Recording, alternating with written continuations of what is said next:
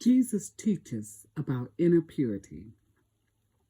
One day, some Pharisees and teachers of religious law arrived from Jerusalem to see Jesus. They noticed that some of his disciples failed to follow the Jewish ritual of hand washing before eating.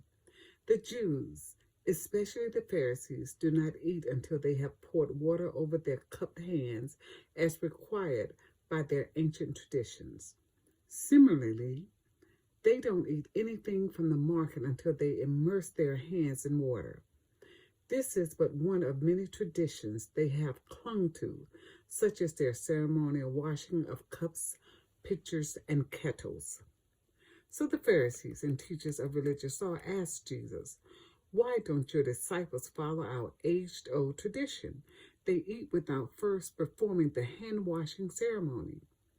Jesus replied, "You hypocrites!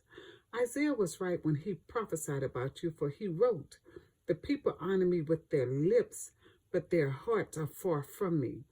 Their worship is a farce, for they teach man-made ideas as commands from God. For you ignore God's law and substitute your own tradition.'" And then Jesus said, "You skillfully sidestep God's law in order to hold onto your own tradition. For instance, Moses gave you this law from God: honor your father and your mother, and anyone who speaks disrespectfully of father or mother must be put to death. But you say it is all right for people to say to their parents, 'Sorry, I can't help you, for I have vowed to give to God what I would have given to you.' In this way, you let them disregard their needy parents, and so you cancel the word of God in order to hand down your own tradition. And this is only one example of many others." Then Jesus called the crowd to him and said, "Listen, all of you, and try to understand.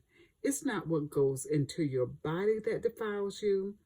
It is what comes out from your heart." Then Jesus went into a house to get away from the crowd, and his disciples asked him what he meant by the parable he had just spoken. "Don't you understand, either of you? Can't you see that the food you put into your body cannot defile you? Food doesn't go into your heart, but only passes through the stomach and then goes into the sewer." By saying this, he declared that every kind of food is acceptable in God's eyes. And then he added, "It is what comes from inside that defiles you. For from within, out of a person's heart, come evil thoughts, sexual immorality, theft, murder, adultery, greed, wickedness, deceit, lustful desires, envy, slander, pride, and foolishness.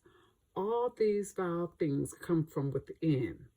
They are what defile you."